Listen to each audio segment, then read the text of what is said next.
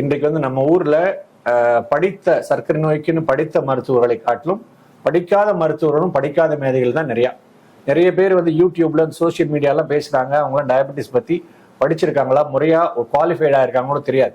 மக்களுக்கு வந்து எது சரியான கருத்து எது தவறுன்னு சொல்லி எடுத்துக்க முடியாது. அதனால நான் என்ன சொல்றேன்னா, மக்கள் வந்து கண்டிப்பாக சர்க்கரை நோய்க்காக படித்த மருத்துவர்கள்ட்ட என்ன சொல்றாங்கன்றது கேளுங்க. ஒண்ணு.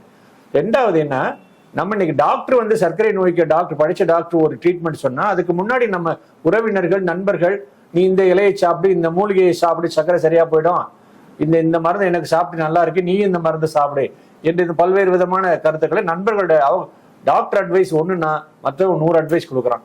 அதனால இந்த ஒரு பிரச்சனை நிறைய வருது. அதனால நான் என்ன சொல்லிக்கிறேன்னா, நீங்க டாக்டர் சொல்லக்கூடிய அட்வைஸை மட்டும் ஃபாலோ பண்ணுங்க. ஒண்ணு. இரண்டாவது, நிறைய பேர் கசப்பான பொருள்கள் எல்லாமே சர்க்கரை நோய்க்கு மருந்து.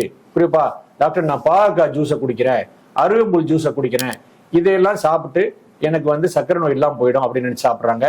கசப்பானது எல்லாம் கசப்பு தன்மையை கொடுக்குமே ஒழிய அவை சர்க்கரையை ரத்தத்துல குறைக்காது. உங்களுக்கு பாகக்காய் சாப்பிட்றதுல அதுல வந்து ஃபைபர் இருக்கு, காய்கறிகள் நார்ச்சத்து இருக்கிறதுனால அது உங்களுக்கு பிடிச்சிச்சுன்னா நீங்க எல்லா காயுமா எடுத்துக்கலாம். அதுல வந்து சர்க்கரையை குறைக்கக்கூடிய தன்மை பெருசா ஒண்ணும் இல்லை.